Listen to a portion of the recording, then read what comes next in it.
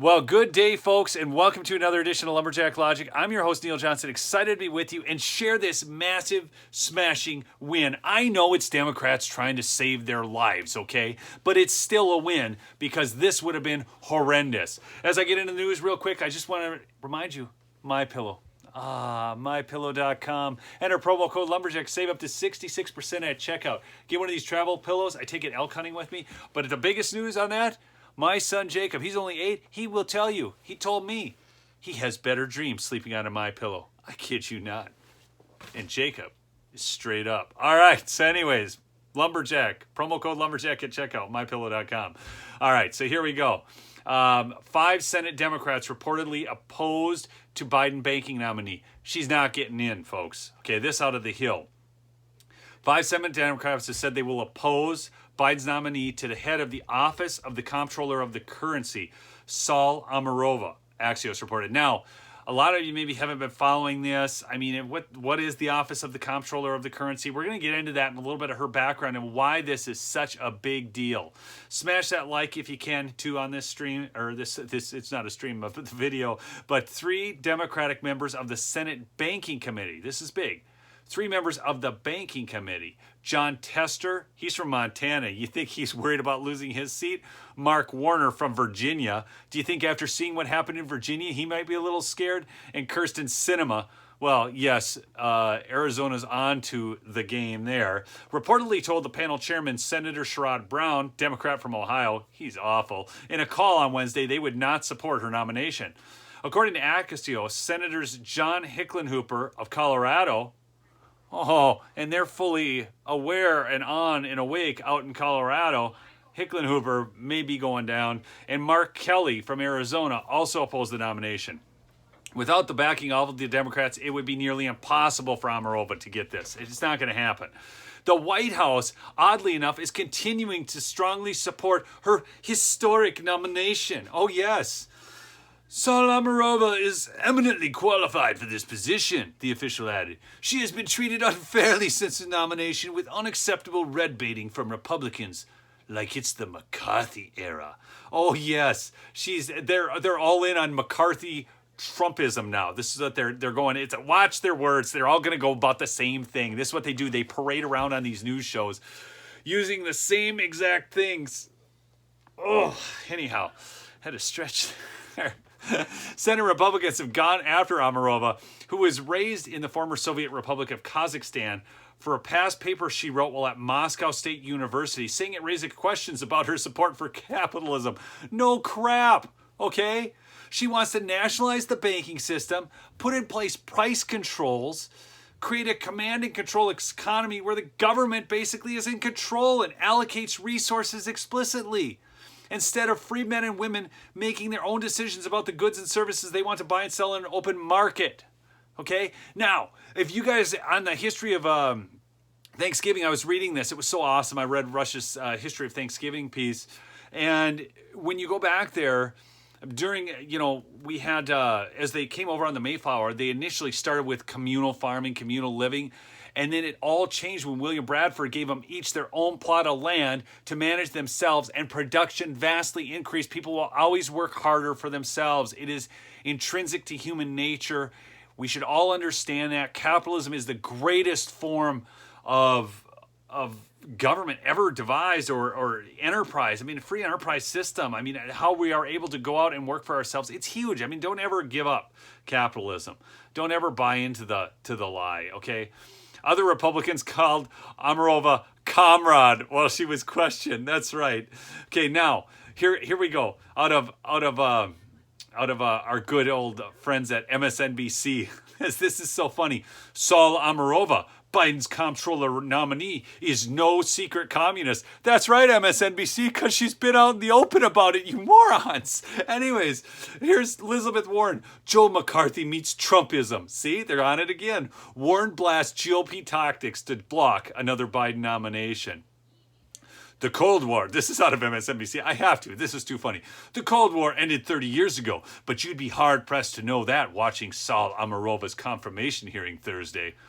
One after another, Republicans on the Senate Banking Committee hinted darkly at the idea that Amarova, who was born in the Soviet Union, is a not-so-secret communist devoted to destroying American capitalism. Wait, I thought she was a secret communist. Now she's a not-so-secret communist. These people can't get anything right.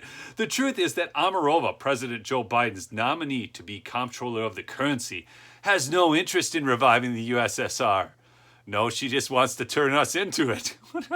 And what's truly ridiculous about the attacks on her is that in another era, Amarova's biography not only wouldn't have been a hindrance, it likely would have been seen as an asset by anti-communist Republicans. The gig she's up for combines a low profile with high stakes, incredibly high stakes, folks. Don't kid yourself. This is a huge nomination, and I'm so pleased that she is not getting it. Okay, the Office of the Comptroller of the Currency, which sits independently inside the Treasury Department, charters, regulates, and supervises all national banks and federal savings associations, as well as federal branches and agencies of foreign banks.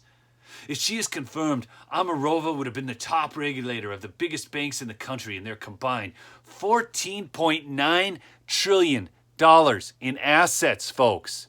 Can you imagine giving that to somebody who is an open communist, who has been on Marxist Facebook pages, and now wants to be in that kind of a position? Yeah, you're right. It's not secret. She's been out in the open about it, but now she's trying to cover it. One of the things that you're going to notice, and you've got to be just onto this, is that this is what the lefties, the strong lefties, always do, okay? They say, oh, no, we would never do that, or this person isn't so bad. And then when you notice it, they say, oh, I can't believe you're complaining about that. It is gaslighting 101. These people are unbelievable, and you got to see it beforehand. You got to fight tooth and nail, folks. You got to send the affidavits, send the letters, do it all certified mail. I mean, these people are out of control, and you have got to please get involved in your precinct caucus. You can go check out precinctstrategy.com, I believe is the website. Learn more about that. Contact your local Republican Party. We have got to get the party back. It's not starting a new party, okay? We need to take this. We can get in there. Your vote will count at the grassroots level. You write it on a piece of paper. It's the most open, transparent thing ever. Anyways, that oversight capability is why Republicans in the banking lobby have spent the last 2 months trashing Amarova. Don't kid yourself. Large corporate banks wouldn't mind this, because what it would do is it would hamstring local banks. The more power and control, and you saw that during the last financial crisis, right? And then these, what was that, the Sarbanes-Oxley Act, whatever it was. I can't keep track of all the crap legislation they pass, but that very legislation is what has caused undue, burdensome, onerous regulations on small banks that make them less competitive. It's all about centralization of power. Don't kid yourself. A lot of this is a circus sideshow, okay? And these Democrats are just worried. They're just worried. That's it, okay? That's the only reason they're doing this. But take it the win for what it's worth, because this would have been absolutely horrible, okay? I'm going to read you a little something out of the Washington Times. For decades, Joe Biden was known as a man of the center-left, a normal guy, a regular Joe. His views have changed. I'm going to venture a guess as to why. He concluded, or was persuaded, that history will not regard a moderate president as a consequential president, or a transitional president as a transformational president. I'm going to give you another option. He's not running the show. Are you kidding me? He's not running the show. Let's just always keep that in mind. So he made his choice, turning to Bernie Sanders and other socialist firebrands for direction. This would explain his nomination of Amarova. Okay? Senator Pat Toomey said, my concern with Professor Amarova is her long history of promoting ideas that she herself describes as radical. I agree that they are radical, but I would also describe them as socialist. Okay? The line of she wants to nationalize the banking system, he continued, and create a command and control economy where the government allocates resources explicitly instead of free men and women making their own decisions about the goods and services they want to buy and sell in an open market. These are exactly the kind of socialist ideas that have failed everywhere in the world. They've been tried. Exactly. And what's more interesting about this, though, is that I think he was the one that utilized Comrade Amarova, okay? And what a beautiful way to approach that, because that's going to get headlines because the left goes nuts over it, right? and it's almost Trump in action using that kind of terminology. So here we go. Saul Amarova here. I'm going to give you a tweet from her from March 31st, 2019. Until I came to the U.S., I couldn't imagine that things like gender pay gaps still existed in the world today. Say what you would about the old USSR, but there is no gender pay gap there. Market doesn't always know best. Okay? We're dealing with a complete radical that just is getting defeated because people are too worried about their seats because of multiple things, folks. You are getting involved. Remember, in Virginia, 90% of the Republican poll watcher positions were filled. You got to get involved if you want to win. Otherwise, don't complain. Okay, remember, go to lumberjacklogicshow.com, at least register your email address so we can always stay in touch, and follow me on Locals, very important, and subscribe here as well. Thanks so much for listening to another edition of Lumberjack Logic. Peace out.